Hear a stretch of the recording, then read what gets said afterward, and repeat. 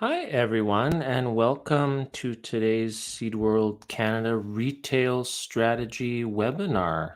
My name is Mark Zinkowitz, and I serve as editor for Seed World Canada. And today I'm happy to be your host. Today's theme is mixing mindfully. We're going to talk about strategies for IP compliance in Forage seed blends. We're going to hear from some experts who will talk about the importance of intellectual property protection in forage seed, and we'll also hear from some researchers who will enlighten us on recent advancements in forage seed on the research side. Before we begin, I would like to thank our sponsor, CCAN, for their support. Today's webinar is being recorded and will be made available on seedworld.com in the coming hours. And just so our audience knows, if you have a question during the webinar, just type it into the YouTube chat box at any time. You don't have to wait until the end.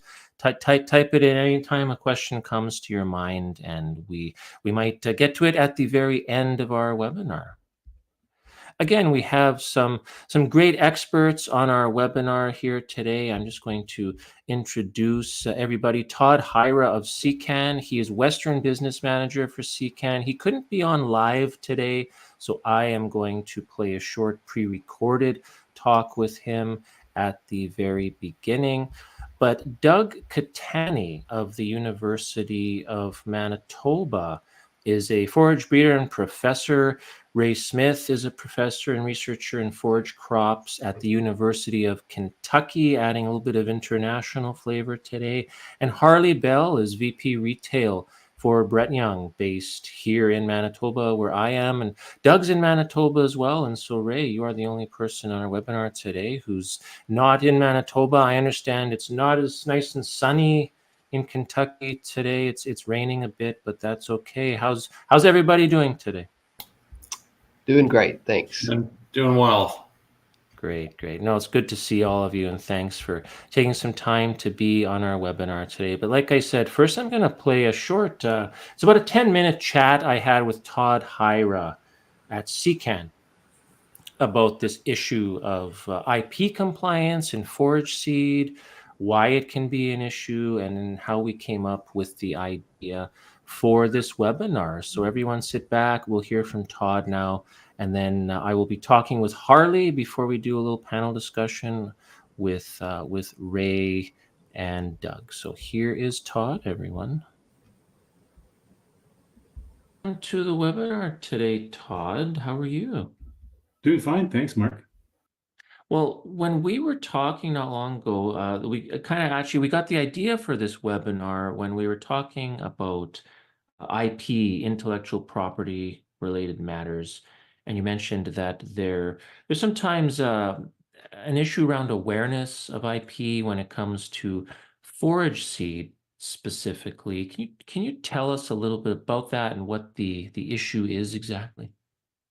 Yeah, absolutely. And so it comes up quite frequently where producers or retailers I just want to grow cattle feed, and forgetting the important part that these specific varieties are bred for cattle feed.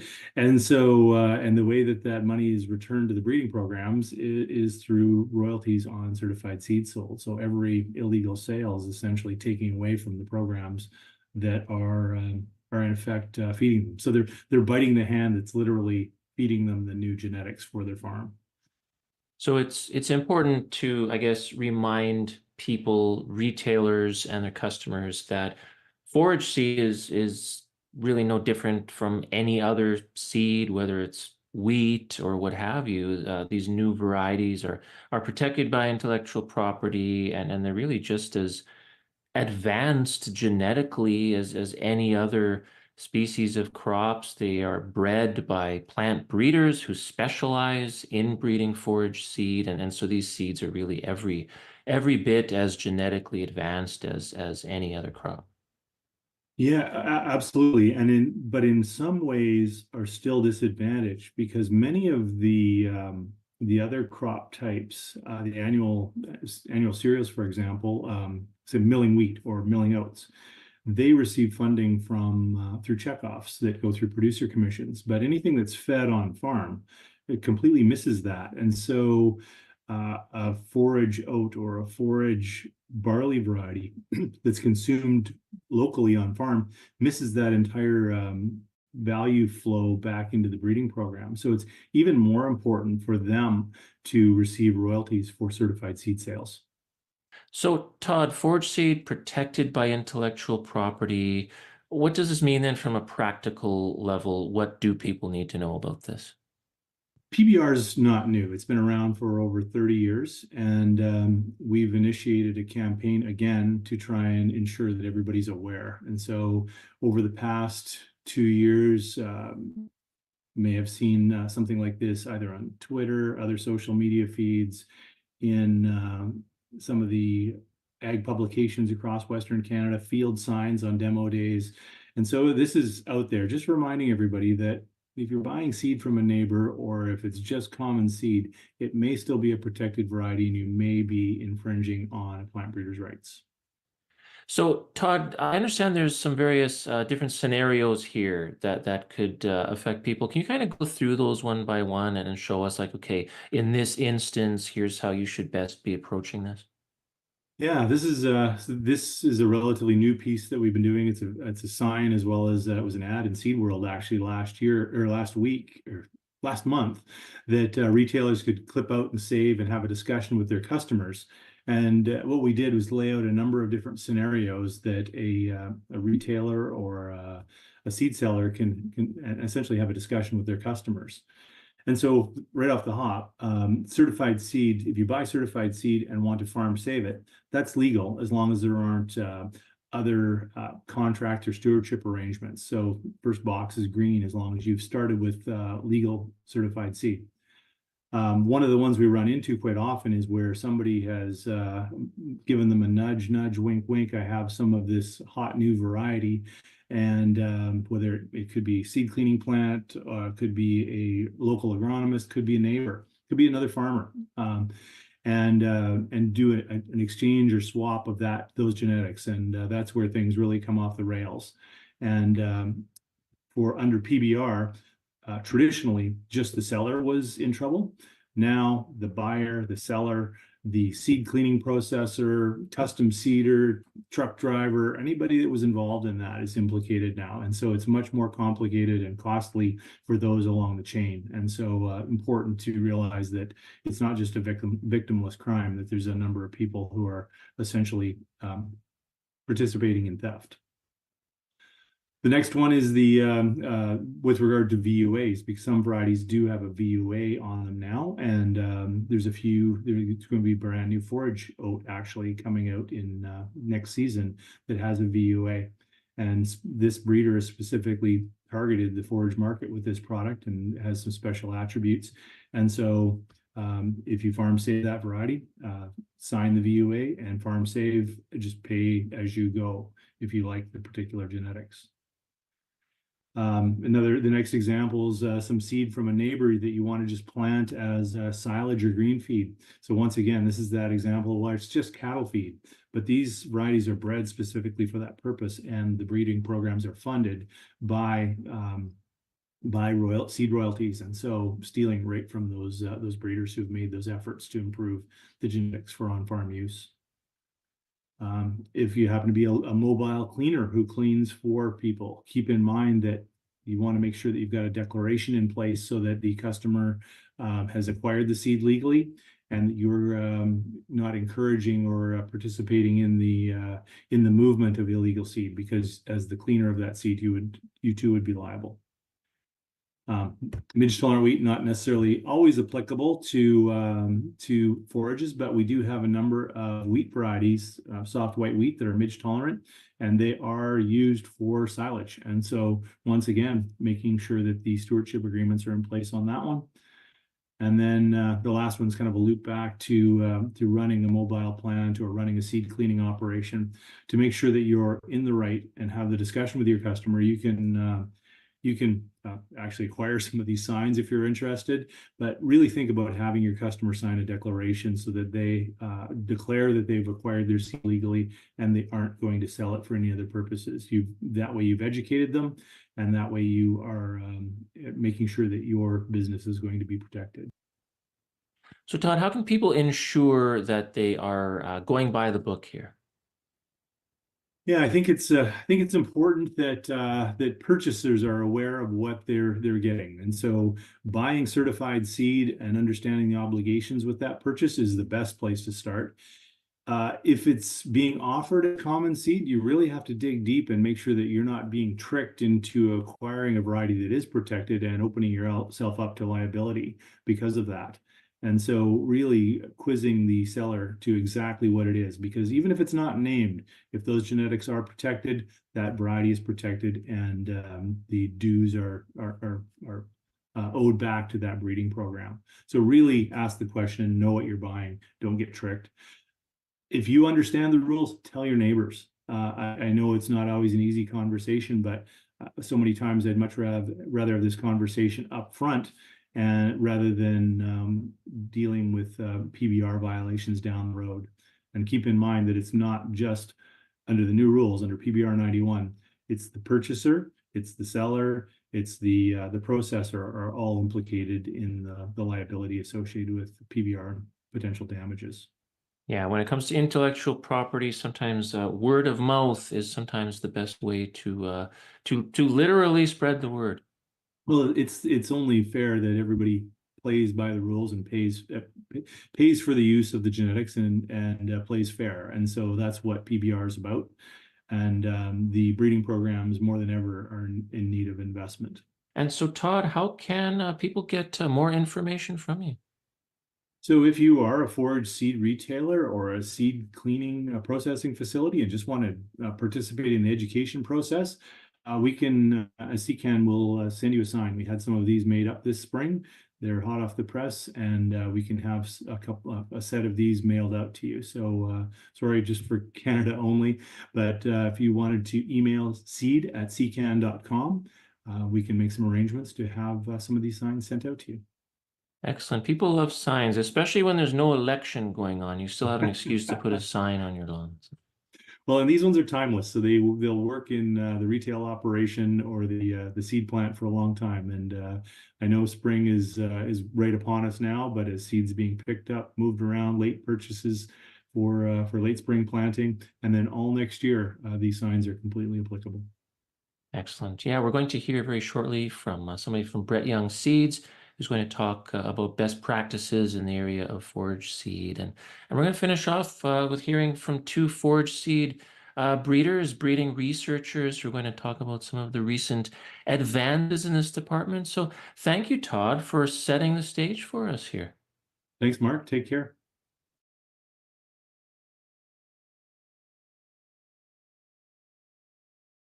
Thank you so much to Todd for doing that great presentation for us. I'm now going to welcome Harley Bell from Brett Young to the stage. Hi, Harley. How are you today? Doing great. Thanks, Mark. Perfect. Now, you are VP Retail for Brett Young, and Ray Smith actually had a comment for if we have any viewers in the U.S. So PBR, Plant Breeders' Rights, is the same as what's called Plant Variety Protection, or PVP, in the United States. And Harley, I know you know that because Brett Young deals in both Canada and the United States, and that's kind of what we're going to talk about next on today's Mixing Mindfully webinar. Now, Harley, as we were getting ready to plan this Q&A, we had a little talk to try and come up with some questions for me to ask you, and something you're going to talk a little bit about is how Brett Young has transitioned away from using common seed as much in its blends to using certified seed. And so can you talk a little bit about that and how that shift benefits your customers and the agriculture industry in general? Absolutely. I mean, right now in my role, I'm focused on Western Canada for the forage market, but we do sell forage seed to almost 40 countries around the world. So And I used to be involved a little bit more in our seed solutions business, which really wholesales forage seed around the world. I've been with Brett Young almost 18 years, and really shortly after I came on, we made a bit of a strategic shift to move away from being a bit more of a common seed focused company, or even selling varieties that, say alfalfa varieties that may have been bred and registered in the 1970s, to moving more to a proprietary, improved variety selling company. And really, there's a number of reasons for doing that. Cattle producers, dairy producers, other livestock producers, they're becoming more professional. Back in 2007, 2008, we were coming through BSE, and they really needed to improve productivity in order to remain competitive and profitable.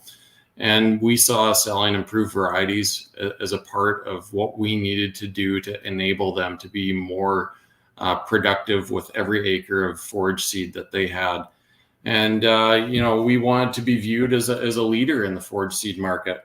So it's important for us to be on the cutting edge of what was out there as far as new varieties, and be able to put out blends or straight products that would really be able to be predictable in what they would deliver as far as yield, disease resistance, quality, other things of that nature, and be able to deliver them the highest quality that they could possibly get. So that's why we kind of shifted away from being a bit more of a common seed seller or seller of just older varieties to really trying to get into the proprietary business and deliver new and leading edge products. So can you explain the significance of using certified seed in blends and how that contributes to actually improving things like crop quality and yield for farmers? Yeah, absolutely. I think the next slide will help speak to that. When you move to certified seed, automatically, if you look at the grade tables, you're gonna be able to count on a higher baseline of quality, more weed free, better purity, some of those things.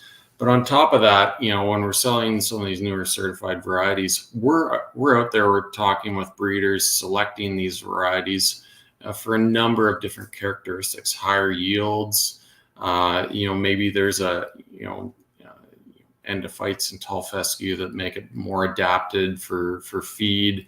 You can look at different alfalfa varieties, and they can have a number of different characteristics. And so we've got varieties that might have sunken crowns in the alfalfa variety that help with traffic tolerance and wheel tracks and on headlands, near approaches, that sort of thing. You can be looking for branch root that tolerates maybe wetter soils, that sort of thing.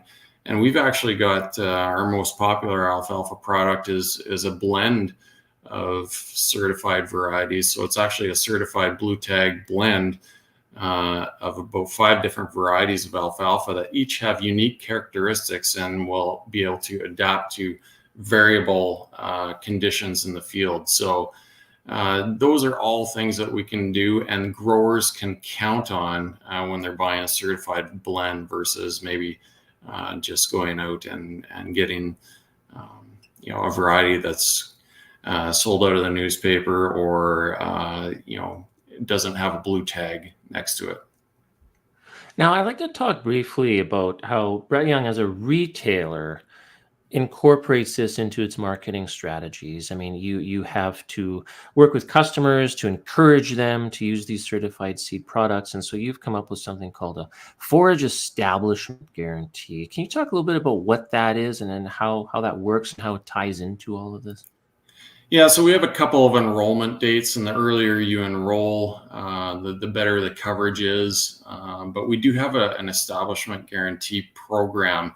And really, one of the big risks of growers putting in a forage stand, especially maybe they've got a pasture stand that they've had for 15 years, it can be, a bit nerve-wracking, especially with the weather the way it's been the last number of years, to go and rejuvenate those forage stands. So we have a forage establishment guarantee where if they have establishment failure and they have signed up and enrolled in this program, which doesn't cost them anything, we'll actually provide seed at potentially at no cost, depending on the conditions and whether they're using a companion crop or not.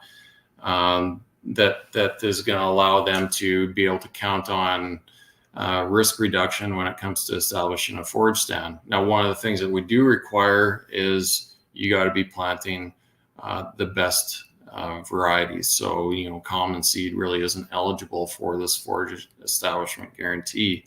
And we are definitely directing them to the more high value products with this program. Now, I always like to ask people about specific examples of new genetics, new varieties. And when we were talking, when we were sort of brainstorming for this webinar, you talked about a new meadow brome grass that has a lot of improvements that Brett Young has gotten into. So how does this align with Brett Young's commitment to innovation in forage seed development? Yeah, I think the torsion, CDC torsion, is a good example of what we are trying to do with our portfolio as far as providing better value to growers. And a lot of times, if a grower is only putting in, forage stand every 4, 6 or more years, whatever it may be, they often think, well, I'll just plant the same thing I did last time, and it worked well for me. And they're missing out on some of the benefits that the breeders are bringing. So CDC torsion is a new product for us.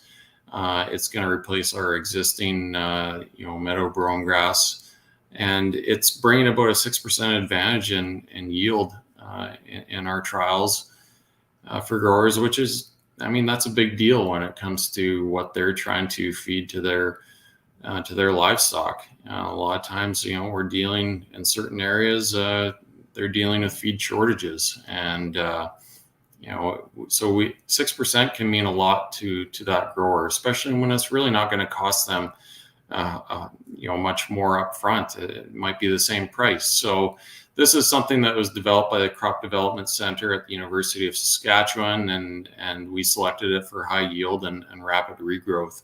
We're pretty excited about the product, and I think this is just another reason to continue to reinvest in forage breeding.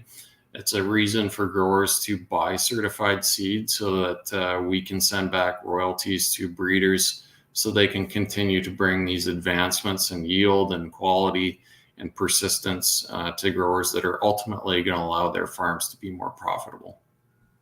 Now, before I let you go and we talk about forage research, as Todd said, forage seed crops here in Canada often need, a little bit more help in terms of funding variety development, because maybe they're not eligible for some of the same revenue streams as crops, bred specifically for human consumption. And so I'm just curious how Brett Young's encouraging increased investment in forage seed development and what impact this has on the future of agriculture in Canada. Absolutely, and we're working closely with as many of the breeders around Canada and the world to bring the best genetics to the marketplace.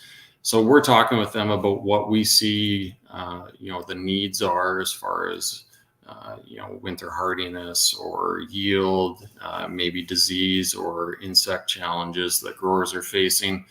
Management techniques that they're trying to employ and the best fit for genetics in these marketplaces. And we want to be sourcing the latest stuff. If you're planting a variety that was bred in the 70s, I'm sure, it's easy to understand that the royalties that, might be associated with those particular items probably haven't been adjusted for inflation. So we want to be sending back, market relevant royalties to breeders so they continue to make these investments. So by converting our sales to new proprietary varieties, we're bringing more value, more productivity for the growers. We're going to help them to manage their production challenges that they're facing on their farm. And then we get to take those royalties and reinvest them with breeders for more, variety development that's going to continue to develop to benefit the entire value chain down the road. It's really a cycle that we want to continue to happen in perpetuity. I think it's great for everyone in the forage seed business, whether they're a grower, whether they're a retailer, a seed company, or a forage breeder. I think it's great for everyone. Yeah, very, very well said. No, thank you, Harley, for your time today. It was great to chat with you. And before we sign off for the day here, I was going to talk with Doug and Ray about forage seed advancements, give people a little bit of taste of what's going on here in Canada and down south as well. So thank you so much for your time, Harley. Thanks for having me. Perfect. Now, like I say, I'm just going to introduce Ray Smith from University of Kentucky and Doug Catani from University of Manitoba. Hello, gentlemen. How are you today? Fine, Very Mark. good. Great. No, thanks for joining me. Now, like I say, I wanted to give people a taste of some research advancements to really illustrate, how forage crops are just as advanced as any other kind of seed variety. Like Todd said at the beginning, sometimes there's this perception that, well, it's just cattle feed. It's just for feeding livestock, and maybe that doesn't sound as glamorous as crops that are bred, specifically for human consumption. But these crops are just as important and just as genetically advanced. And so I'm curious, there was this word that came up earlier, this word endophytes. And it came up when Harley was talking, and also when we did some brainstorming for this webinar. You both were talking about this and how it impacts the advancements, specifically in perennial ryegrass and tall fescue varieties. Can you talk a little bit about novel endophytes and what implications this has for, intellectual property rights, specifically in the field of agriculture? I'll just kind of throw that out there. To Ray or to Doug, feel free to jump in, and if you're able to, give us a little bit of insight exactly on novel endophytes, what that is, and how that impacts all of this. That would be great. Doug, I'll jump in first. Sure. The variety of tall fescue that's been around since 1943, called Kentucky 31, was very robust across the eastern U.S., meaning it survived better than any other grass, and was planted widely in the 40s, 50s, 60s, 70s, even today. And it was later discovered, though, there was an endophyte, a fungal endophyte that lived in the plant that was the main reason that fescue survived so much better than anything else. But the particular endophyte that was in Kentucky 31 produced toxins, particularly one called ergovaline, that caused issues with cattle, heat stress, less reproduction, a number of problems. So you had a benefit of a grass that survived great, but that had toxicity to cattle. Fortunately, in the last 20 years, plant breeders have developed tall fescue varieties and perennial ryegrass that they've inserted, we might call beneficial, or often use the word novel endophytes or new endophytes, that give the same survival characteristic to the grass, but don't produce those toxins, don't produce things like the ergovaline or other compounds in perennial ryegrass. So in both of those species, both of those grasses, that's a great discovery. And it's not a GMO crop. People often ask that. It's natural endophytes that were found that don't produce those toxins. There's a huge amount of development, though, that went into finding the beneficial endophytes, the novel endophytes, inserting those into the grass, making sure the variety would work and the endophyte would stay in the grass, and then getting the fresh seed with live endophyte to the growers. So great advancement, but also a lot of work went into that. So the plant breeders' rights or plant variety protection is essential for that to be a marketable crop and for the companies to get back their investment. Yeah, I imagine, GMO technology, as wonderful as it is, and it makes good headlines, GMO technology, gene editing, all these, new technologies. But, Doug, I'm sure it's important, yeah, to remind people that, there's been so many advancements before the days of GMO and gene editing and all that kind of stuff, that there's been a lot of advancements in this area that have been going on for a really long time. Yeah, there's a lot of development that aren't GMO, as you mentioned. If you look at even canola for Western Canada, hybrid canola was probably the big gain that we made for yield. Like if you go back to I guess it's still rapeseed back in the early 60s, 15 bushels an acre average over about a 8 or 10 year period. You couldn't get a grower to plant that now. No, exactly. Yeah. So no, it's just amazing the advances that have been made in all crops, but yeah, forage crops too, and especially like in this age of climate change and all the challenges that it poses. And how do, like, say, perennial crops like ryegrass and tall fescue like really demonstrate resilience through things like, say, population diversity compared to annual crops and hybrids? I mean, Doug, do you have any insights there on how, how these sorts of forage crops can play a role in this age of climate change? I mean, we talk so much about sustainability and things like that, and I would think forage crops have a starring role here. Yes, they do. Mainly because we have to use populations to generate our varieties or cultivars. And because no two seeds are genetically identical, you have a fair bit of variability, which hopefully has some adaptation to whatever you throw at it. Yeah, exactly. Ray, do you have any insights on that? It's such a big word, the S word, sustainability, and we talk about it so much as in regards to crops for human consumption, but with forage, yeah, I'm sure it plays just as big of a role. Very big role. And I mean, we're talking about developing new varieties, and a big factor that goes into that is developing it for more sustainability, not only climate in one location, but for it to be able to do well over multiple locations. And Harley talked about making blends, adding several varieties with different unique adaptation strategies, and that can be a way to give resilience. But as we're talking today, making sure that blend, that those different varieties, that it is certified seed, that it is improved varieties to ensure that you've got the best of the best.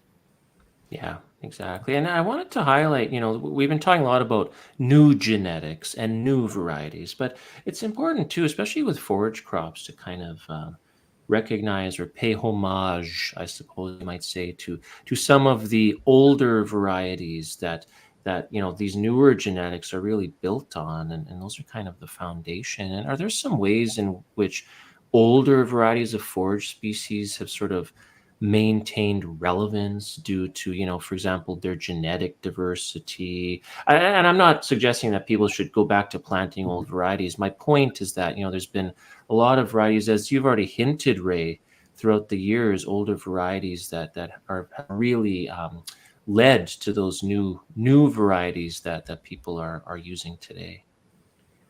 I encourage people to look at variety tests in their province or in their state to make sure that they're choosing the varieties that do best. And sometimes the older varieties are still performing quite well, and so those are good options as long as you're buying certified seed.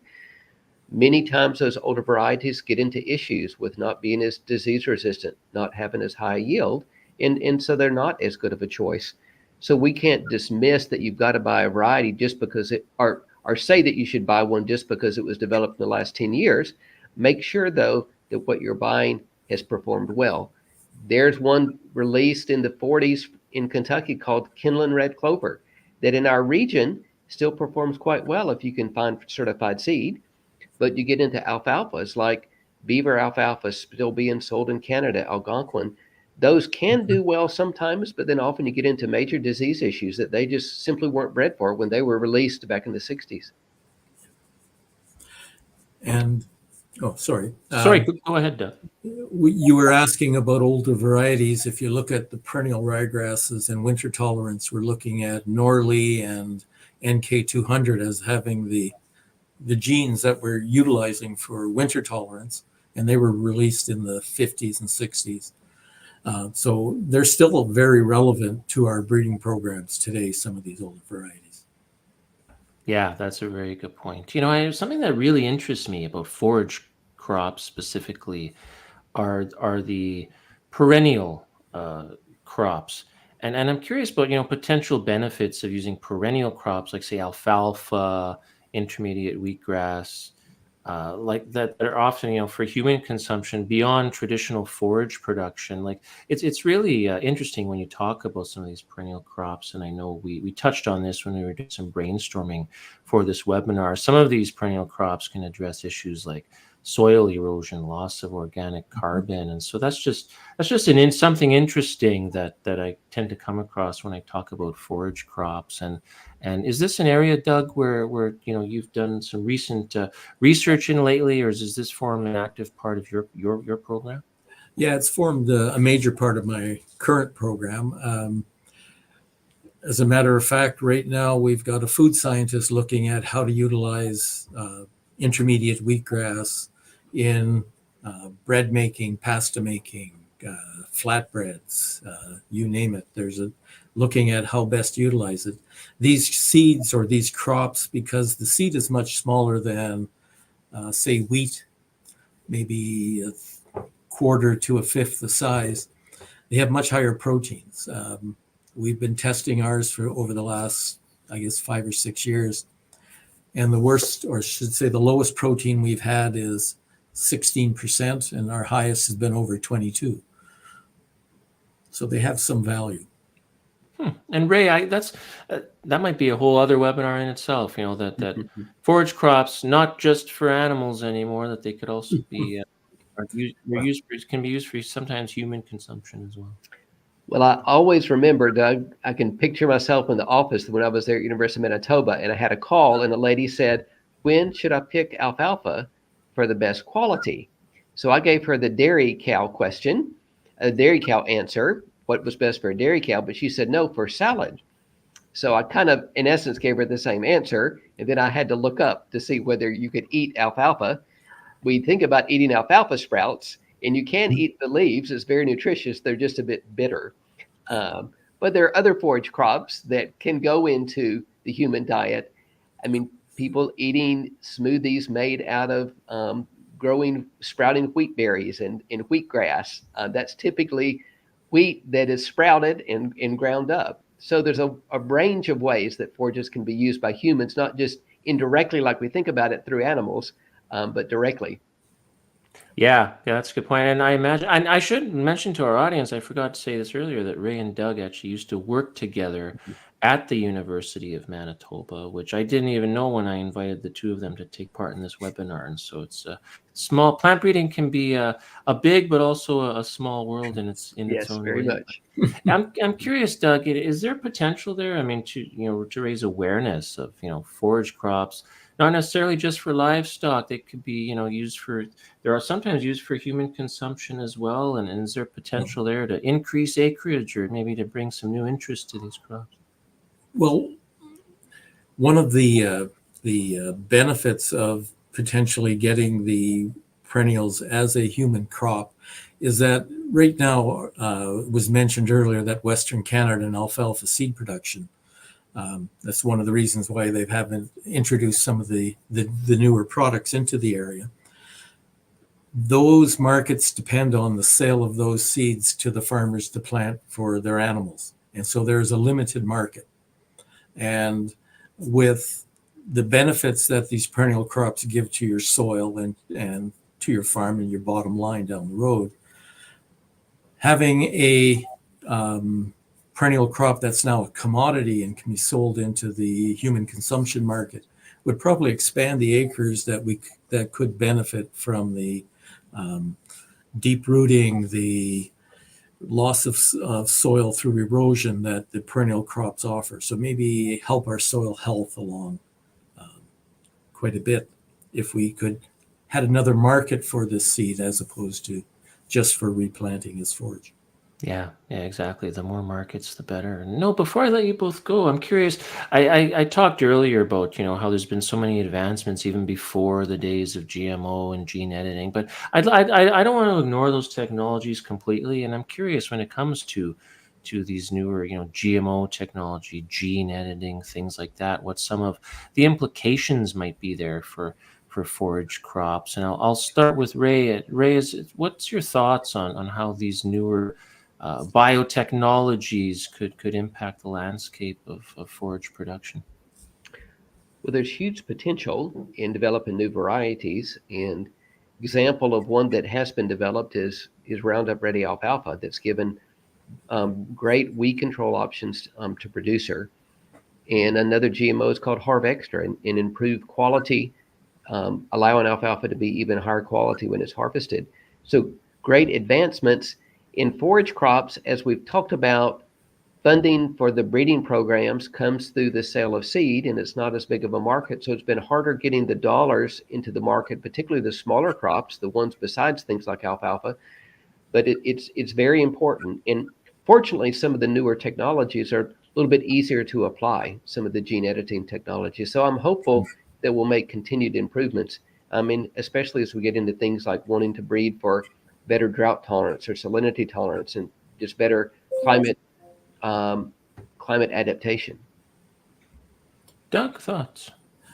Yeah, the probably almost all of the forage breeding in Canada is supported by the BCRC, Beef Canada Research Council, and the reason is that the value of forages is through the sale of the animal, not through necessarily the sale of the forage crop itself, and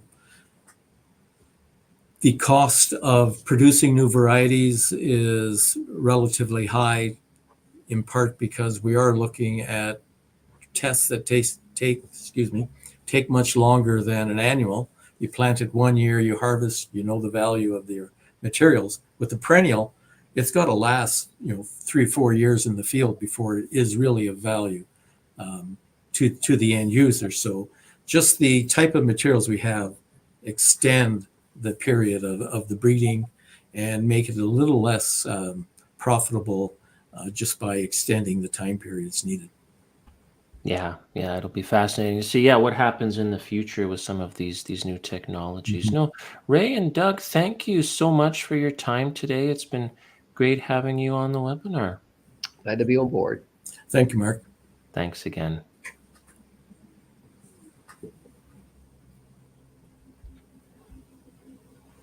And I just want to thank our audience for taking the time today to join us for this webinar. It was great that we could do this. I've been wanting to tackle this topic for a while now. And like I say, a recording of this webinar will be available to invitees in the coming hours, and it will be available to everybody. Actually, if you registered for the webinar, you'll get an email. But you can share the link. It'll be on our website, seedworld.com. In the coming hours, I would just like to take one more opportunity to thank our sponsor, CCAN, for their support. CCAN, of course, is Canada's largest supplier of certified seed. So thank you very much to CCAN. Thank you to Todd, Ray, Doug, and Harley. And again, thank you to you, our audience, for spending your lunch hour with us. This is Mark Zinkowitz of Seed World Canada signing off. Have a terrific day, everybody.